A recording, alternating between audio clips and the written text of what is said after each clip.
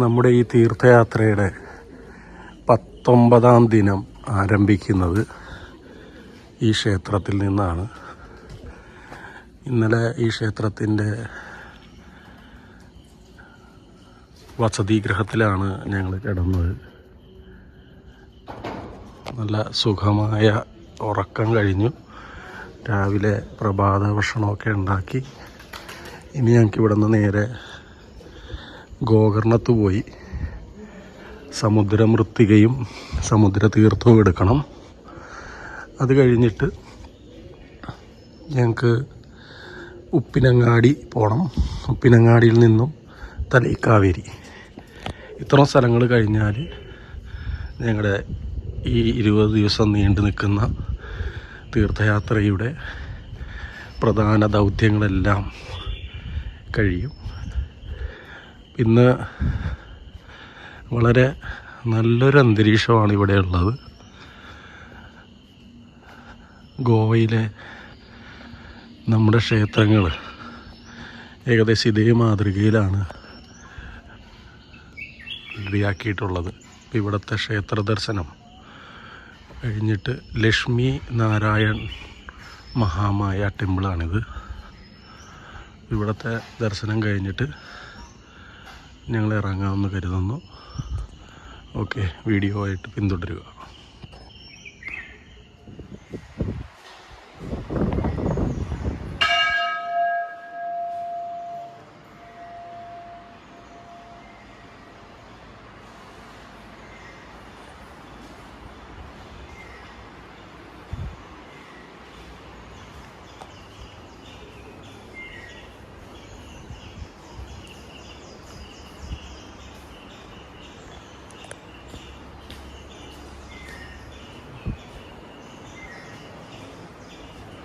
എല്ലാവരും തൊഴുത് റെഡിയായിട്ട് നിൽപ്പുണ്ട്. നമ്മളിപ്പോൾ ഇവിടെ നിന്ന് ഗോകർണത്തിലേക്ക് പോകാൻ പോവാണ്.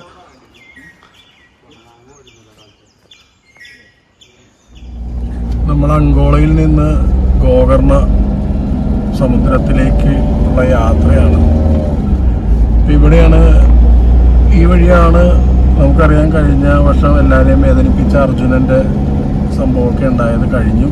അവിടെ ഞാൻ വീഡിയോ ഷൂട്ടും ചെയ്തില്ല. അപ്പം ആ റൂട്ടാണിത്. ഇപ്പം ഇവിടെ കോടയൊക്കെ നിറയെ കോട നമുക്ക് കാണാവുന്നതാണ്. നല്ല ഭംഗിയുള്ള ഒരു അന്തരീക്ഷമാണ്. പുറത്ത് തണുപ്പുള്ള അന്തരീക്ഷമാണ്.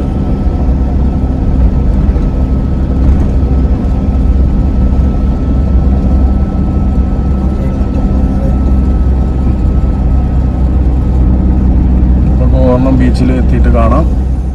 ഇപ്പോൾ നമ്മളിപ്പോൾ ഉള്ളത് ഓം ബീച്ചിലാണ് എത്തിയിരിക്കുന്നത്. ഓം ബീച്ച്, ഗോകർണത്തുള്ള ഓം ബീച്ച്. ഇവിടെ നിന്നാണ് നമ്മൾ തീർത്ഥവും മൃത്തികയും എടുക്കാൻ പോകുന്നത്. ഇതിലൂടെ താഴോട്ട് വഴിയുണ്ട്. നമ്മുടെ ഇന്നപ്പനെ അവിടെ ഗ്രൗണ്ടിൽ ഇട്ടിരിക്കുകയാണ്. താഴോട്ട് വഴി ഇങ്ങനെ പോകുന്നുണ്ട്.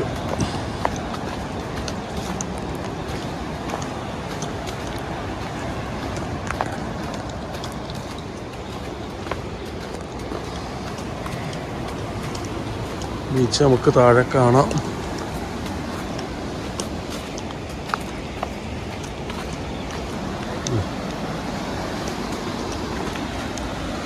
സൂപ്പർ ബീച്ചാണ് ഓം ബീച്ച്. പാറകളും അല്ലേ എല്ലാം കൂടി ചേർന്നുള്ള ബീച്ച്, സുന്ദരമായ ബീച്ച്.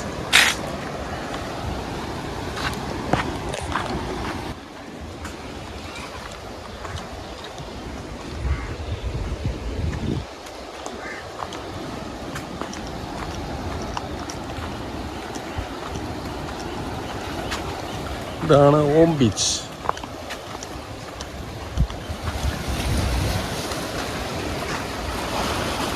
മനോഹരമായ ബീച്ചാണ്.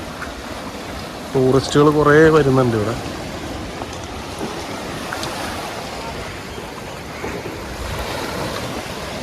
ഇവിടെ റിസോർട്ടുകൾ ഒക്കെ ഉണ്ട്. ഇത് കാണേണ്ട ഒരു ബീച്ചാണിത്. പക്ഷെ ഡേഞ്ചറാണെന്ന് എനിക്ക് തോന്നുന്നു. നമ്മൾ സാധാരണ ബീച്ചിൽ പോയി കുളിക്കുന്ന പോലെ കുളിക്കാനൊന്നുമുള്ള സെറ്റപ്പ് ഇവിടെ ഉണ്ടാകാൻ സാധ്യതയില്ല. പക്ഷെ കാഴ്ചയിൽ മനോഹരമാണ്. ഇപ്പോൾ നമ്മുടെ അവിടെ ആൾക്കാർ റെഡി ആയിക്കൊണ്ടിരിക്കുന്നുണ്ട്.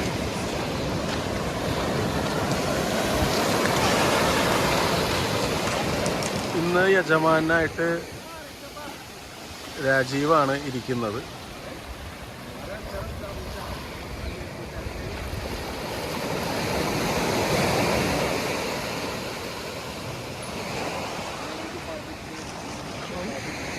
ഇവിടെയാണ് നമ്മൾ പൂജയ്ക്ക് വേണ്ടി ഇരിക്കുന്നത്.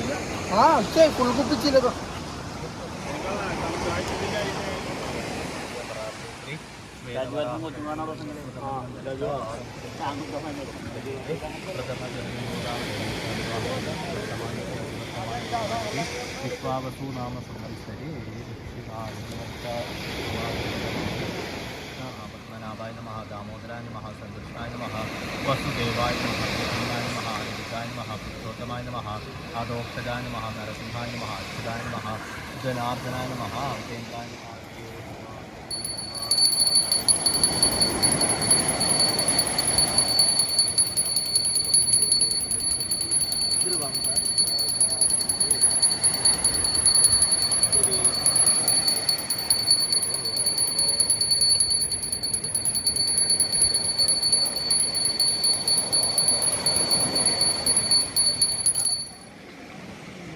ഗോകർണ സമുദ്ര മൃത്തികയാണ് അപ്പോൾ എടുക്കുന്നത്. ഗോകർണ സമുദ്ര തീർത്ഥമാണ്.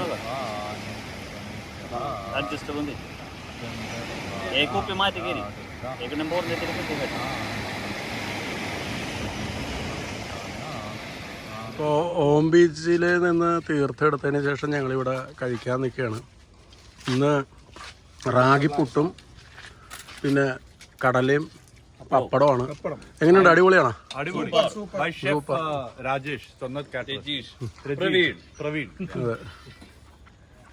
ഇപ്പം എല്ലാവരും കൂടി ഇന്ന് കഴിച്ചിട്ട് ഇപ്പം തന്നെ ഒരു 9 മണിക്ക് പോകണം. ഇനി അടുത്ത ഉപ്പിലങ്ങാടിയാണ്. ഓക്കെ. നമ്മുടെ ഇന്നപ്പിന് കൊടിയൊക്കെ വെച്ചിട്ടുണ്ട്. ജയ് ശ്രീറാമിൻ്റെ ഒരു കൊടിയൊക്കെ വെച്ചിട്ടുണ്ട്. ഇവിടെ നിന്ന് ഇറങ്ങുകയാണ്. നമ്മുടെ കൊടിയൊക്കെ വന്നു കഴിഞ്ഞ് ഉഷാറിലാണ്. അവർ 2 ദിവസമേ ആയിട്ടുള്ളല്ലോ. അവർക്ക് ഉഷാറൊക്കെ ഉണ്ട് അല്ലേ? ഇപ്പൊ നമ്മുടെ കൊടി ഇനി പാറി നമ്മുടെ ഏത് നമുക്കറിയാം, ഹിന്ദു പുരാണം എടുത്തു കഴിഞ്ഞാൽ ഏത് ധർമ്മ യാത്രയുടെയും അല്ലെങ്കിൽ ധർമ്മ രഥത്തിൻ്റെയും മുൻപിൽ ഹനുമാൻജി ഉണ്ടാവും. ഹനുമാനാണ് ഇനി നമ്മളെ നയിക്കുന്നത്. നമ്മുടെ ചേന്നമംഗലം വരെ നമ്മുടെ ഒപ്പം ഹനുമാൻജിയും കൂടിയുണ്ട്.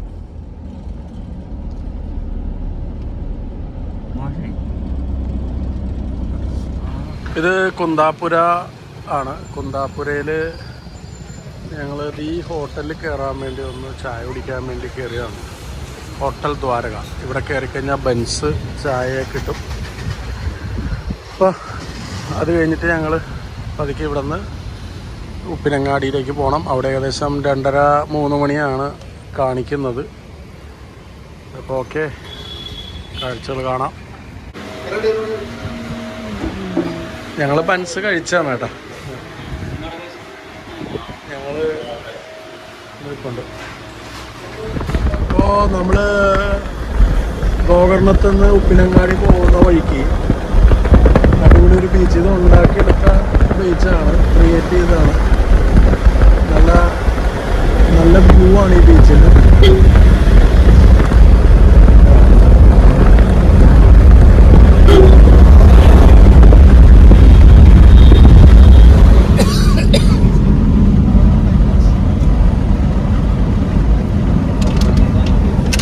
സൗപർണിക നദിയാണ് താഴെ കൂടി ഒഴുകുന്നത്. സൗപർണിക നദി മൂകാംബിക ക്ഷേത്രത്തിൻ്റെ അല്ലേ പുണ്യം വഹിക്കുന്ന ഒന്നാണ് സൗപർണിക നദി. ഇപ്പുറത്തെ സൈഡിൽ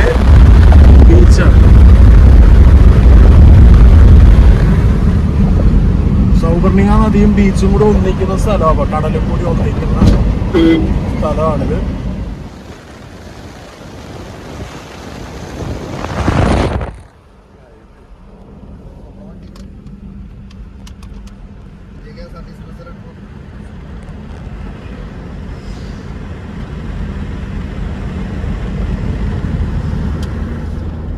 നമ്മുടെ യാത്ര തുടർന്നുകൊണ്ടിരിക്കുകയാണ്. ഏകദേശം 2:30 മണിയായി. ഉടുപ്പി കുന്താപുര കഴിഞ്ഞിട്ട് ഉടുപ്പി മംഗലാപുരം അങ്ങനെയൊക്കെ കവർ ചെയ്ത് നമ്മളിനി ഒരു 10 കിലോമീറ്റർ കൂടെ ഉള്ളൂ ബാക്കി എത്താനായിട്ട്. അവിടെ എത്തിയിട്ടേ ഭക്ഷണം കഴിക്കുന്നുള്ളൂ. കാരണം ഇടയ്ക്ക് ബൻസും ചായ കുടിച്ച് കഴിഞ്ഞപ്പോൾ എല്ലാവരുടെയും വയറ് ഫില്ലാണ്. അപ്പോൾ അവിടെ എത്തിയിട്ട് ഭക്ഷണം കഴിക്കാമെന്ന് കരുതുന്നു. ഇങ്ങനെയുള്ള നല്ല വലിയ കാഴ്ചകളും ടൗണുകളൊക്കെ കഴിഞ്ഞിട്ടാണ് ഞങ്ങൾ പോയിക്കൊണ്ടിരിക്കുന്നത്. അതുകൊണ്ട് വീഡിയോ കൂടുതൽ എടുത്തിട്ടില്ല. ഇപ്പം ഞങ്ങൾ ഉപ്പിനങ്ങാടി എത്തി. 2:45 നമ്മുടെ ഇന്നപ്പനും അതുകൂടെ നമ്മുടെ കൂട്ടത്തിൽ ഇന്നലെ ജോയിൻ ചെയ്ത ബലേനോ ബാലപ്പൻ എന്ന് വിളിക്കാം അല്ലേ, ഇവിടെ എത്തിയിട്ടുണ്ട്. ഇതാണ് ക്ഷേത്രം. ഇത് നേത്രാവതിയാണ്, ഇത് കുമാരധാര. ഇത് രണ്ടും കൂടി ജോയിൻ ചെയ്യുന്ന സ്ഥലത്തു നിന്നാണ് നമുക്ക് തീർത്ഥം എടുക്കേണ്ടത്. ഉപ്പിനങ്ങാടി എന്ന് പറയുന്ന സ്ഥലത്താണ് ഇതുള്ളത്. ഇവിടെ ക്ഷേത്രമുണ്ട്. ഇതിനടുത്ത് നിന്നാണ് നമ്മൾ തീർത്ഥവും മൃത്തിക എടുക്കുക. ഇവിടെ തീർത്ഥം മാത്രമേ ഉള്ളൂ. അപ്പോൾ അതെടുത്തിട്ട് ഞങ്ങൾ ഇവിടെ നിന്ന് പോകും. അപ്പോൾ ഈ സംഗമ സ്ഥലത്ത് നിന്ന് വിനായകൻ ആണ് ജലം എടുക്കുന്നത്. ജലം എടുക്കുകയാണ്.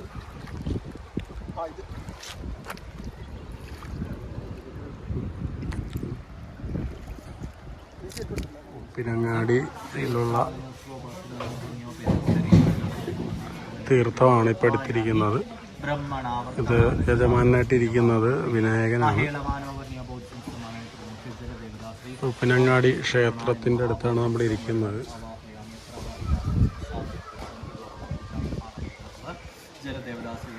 താഴെ 2 സൈഡിലൂടെയും നദികൾ ഒഴുകുന്നുണ്ട്.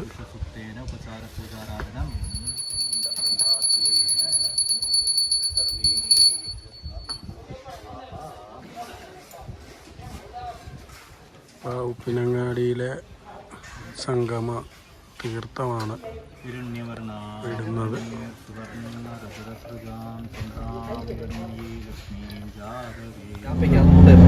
നമ്മള് ഉപ്പിനങ്ങാടിയിൽ നിന്ന് നമ്മുടെ ഭാഗമണ്ഡലം തലക്കാവേരി പോകുന്ന റൂട്ടാണ്. ഭയങ്കര വളവും തിരിവും ആണ്. കിലോമീറ്ററിൽ ഇവർ പറയുന്നത് 25 കിലോമീറ്റർ സ്പീഡിൽ പോകാൻ പറ്റുള്ളൂ. അത്രയ്ക്ക് റോഡ് വളവും തിരിവും വലിയ മോശമൊന്നുമില്ല. പക്ഷെ ഇന്നലെയൊക്കെ റോഡ് വളരെ മോശമായിരുന്നു.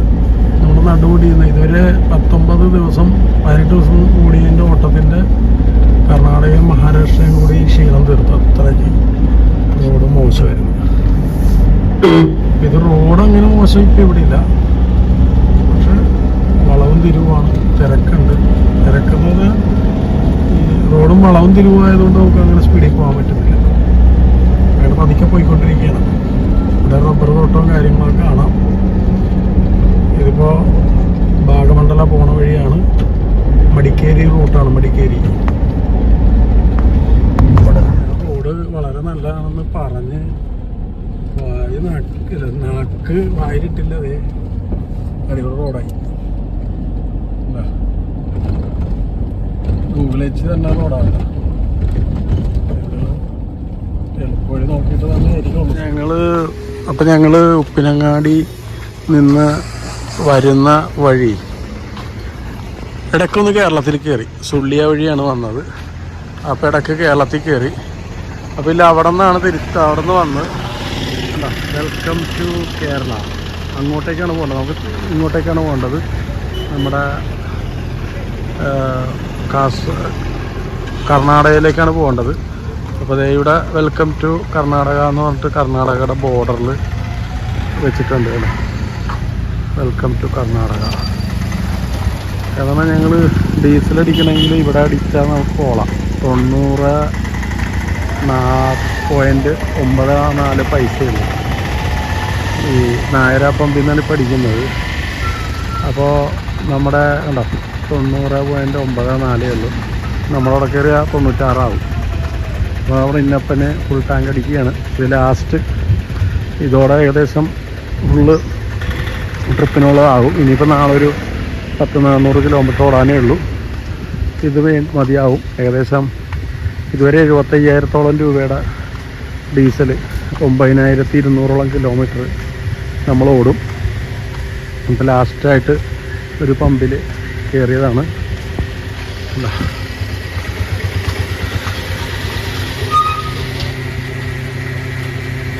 ഓരോ വനാന്തരങ്ങളിലൂടെയാണ് ഞങ്ങളിപ്പോൾ സഞ്ചരിച്ചുകൊണ്ടിരിക്കുന്നത്.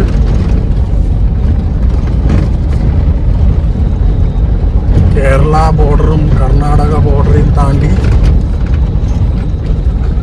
ജീവികളുടെ സൗണ്ടൊക്കെ കേട്ട് ഇവിടെ വല്ല ആന കാണുമെന്ന് അറിയില്ല. നിങ്ങൾക്ക് ഞങ്ങൾക്കും ഭാഗ്യമുണ്ടെങ്കിൽ ആനയെ കാണാം അല്ലേ?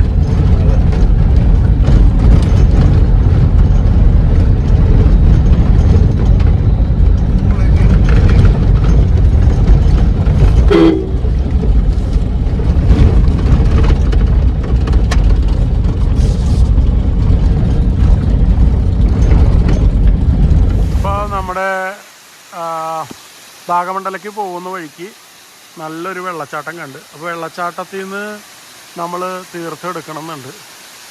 അപ്പോൾ അതെടുക്കാനായിട്ട് നമ്മുടെ ബാമേശ്വരമാണ് പോയിരിക്കുന്നത്.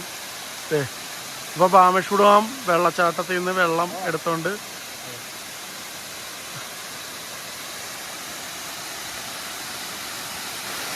അപ്പോൾ ബാമേശ്വരം വെള്ളച്ചാട്ടത്തിൽ നിന്ന് വെള്ളം എടുത്തോണ്ടിരിക്കുകയാണ്. അടിപൊളി വെള്ളച്ചാട്ടമാണ് കേട്ടോ. ഓക്കെ, കോടമഞ്ഞിലൂടെയാണ് പോകുന്നത്. അത്യാവശ്യം കോടയുണ്ട്, കാടാണ്.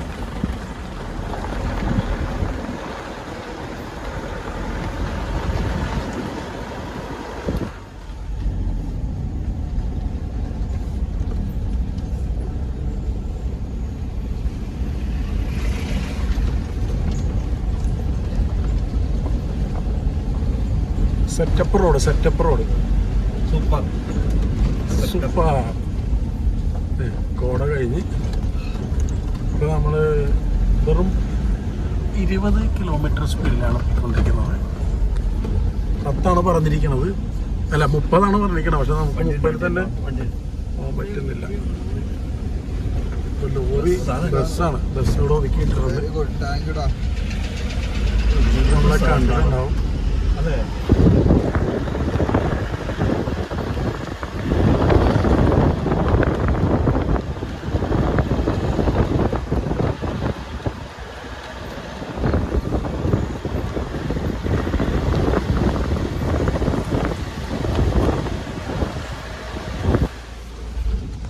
നമ്മുടെ ഇന്നപ്പനെ ഇവിടെ ഭാഗമണ്ഡലയുടെ നമ്മുടെ മഠത്തിൻ്റെയൊക്കെ പോണ വഴിക്കൊരു പാലമുണ്ട്.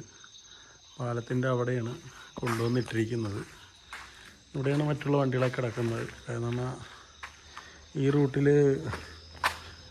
ഇതിൻ്റെ അടുത്ത് വേറെ പാർക്ക് ചെയ്യാനുള്ള സംവിധാനങ്ങളൊന്നും ഇല്ല. പിന്നെ നമുക്ക് ഇത്തിരി നടന്നു കഴിഞ്ഞാൽ നമ്മുടെ കാശിമഠം എത്തും. കാശിമഠത്തിൻ്റെ മുമ്പിൽ ലഗേജൊക്കെ ഇറക്കി വെച്ചിട്ടാണ് ഇങ്ങോട്ട് പോകുന്നത്. ഇതാണ് നമ്മുടെ ഭാഗമണ്ഡല ശ്രീ കാശിമഠം. ഇതൊരു 10 വർഷത്തോളം ആയിട്ടുള്ളൂ ഇനാഗുറേഷൻ കഴിഞ്ഞിട്ട്. നല്ല സൗകര്യമാണ്, അത്യാവശ്യം തണുപ്പുണ്ട് ഇവിടെ. ശരിക്കും കൂർഗിൻ്റെ അടുത്താണ്, അപ്പോൾ അതിൻ്റെ തണുപ്പുണ്ട്. ഓക്കെ,